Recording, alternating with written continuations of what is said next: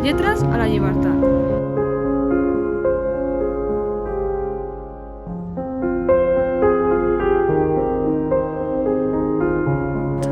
I tu? Què és el primer que faràs quan tot això acabi? Potser pot semblar una pregunta senzilla, però en moments com aquests ens adonem realment de totes aquelles coses que ens feien veritablement feliços, que ens feien sentir i que no hem sabut valorar fins al moment. Para decretar el estado de alarma en todo nuestro país, en toda España. Tardes amb amics a la cafeteria al costat de casa, nits de festa després dels exàmens que tantes nits ens havien deixat sense dormir, sortides de l'escola per conèixer el modernisme que vesteix la ciutat de Barcelona, festes locals dels dies d'estiu, viatges inolvidables, records inesborrables, moments increïbles i, sobretot, persones meravelloses.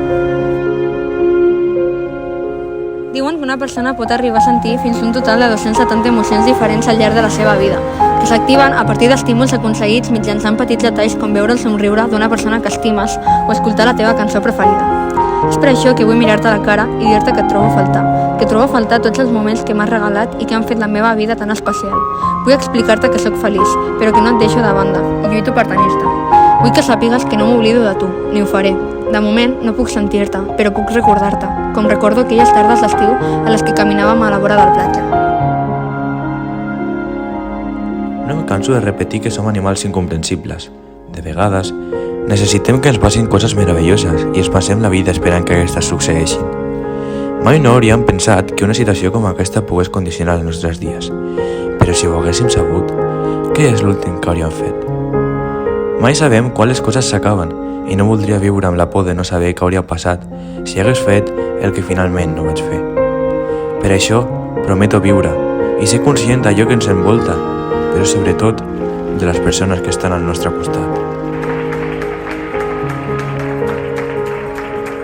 Vull tornar a sortir al carrer i fer allò que no he fet, dir allò que no he dit, recórrer els carrers i no preocupar-me per coses que mai valdran la pena. Vivim amb l'esperança que un dia tots tornarem a veure't, però jo no vull córrer el risc de no viure't al màxim.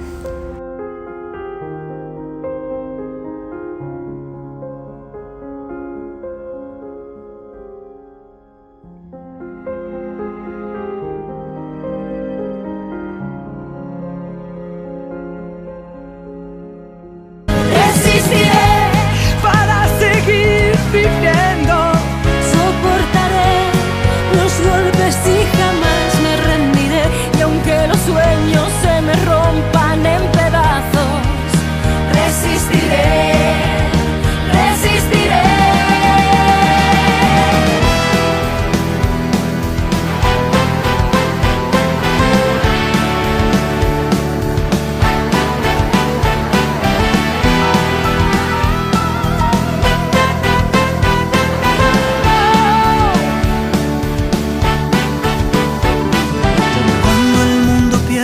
Toda magia, cuando mi enemigo sea yo, cuando me apuñale la nostalgia